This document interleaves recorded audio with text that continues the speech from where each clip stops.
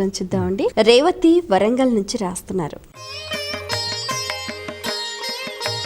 సుఖ దుఃఖాలకు కారణం ఏంటి తెలియచేయగలరు అంటూ రాస్తున్నారు. సుఖ దుఃఖాలకి ఒక కారణం అంటూ మన పుణ్యపాపాలే చెప్పుకున్నాం ఇందాక.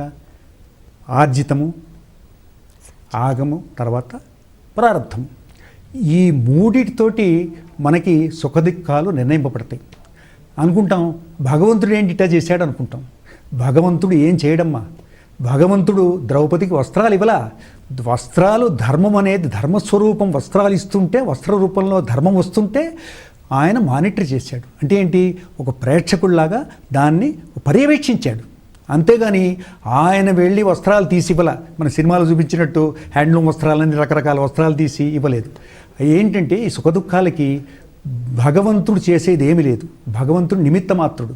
భగవంతుడు ఎప్పుడు వస్తాడంటే మీకు ఆ దుఃఖంలో మీరు కింద పడిపోకుండా నిలబడటానికి, సమతుల్యంలో ఉండటానికి వచ్చి కాపాడుతాడు.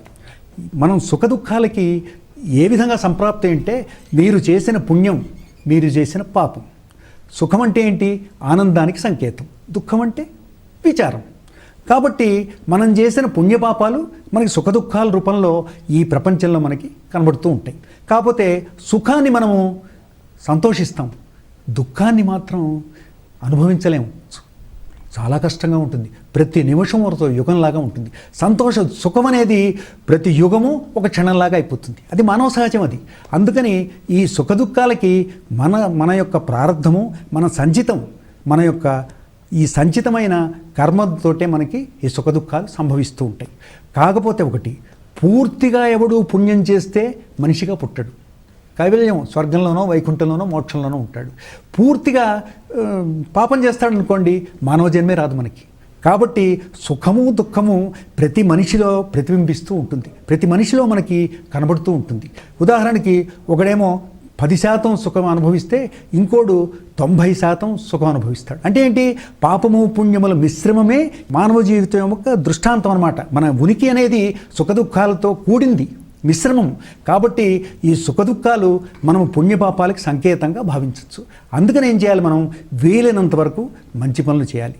వీలైనంత వరకు శుభమైన పనులని మనము వీలైనంత వరకు మనస్సు కూడా శుభం వైపు మళ్ళించుకోవాలి, ధర్మం వైపు మళ్ళించుకోవాలి. ధర్మచింతనతో నిజాయితీగా మనం గనక ఉంటే ఎప్పుడూ మనకి, ఇప్పుడే కాదు వచ్చే జన్మలో కూడా సుఖం అనేది మనకి ప్రాప్తిస్తుంది. మనము చిన్న చిన్న వాటికి కనుక తొందరపడి కక్కుర్తి పడతాం అనుకోండి, దాంట్లో అవి దుఃఖహేతువులు. మనకి ఇప్పుడు వెంటనే ఏమి కనబడవు. తర్వాత కొద్ది కాలంలోటి అవి కార్యరూపం వచ్చేటప్పటికీ దుఃఖపడాల్సి వస్తుంది. అందుకని సుఖం అనేది మన పుణ్యఫలం, దుఃఖం అనేది పాపఫలం. అది ఎంతవరకు చేశారో చేసుకున్న వారికి చేసుకున్నారు.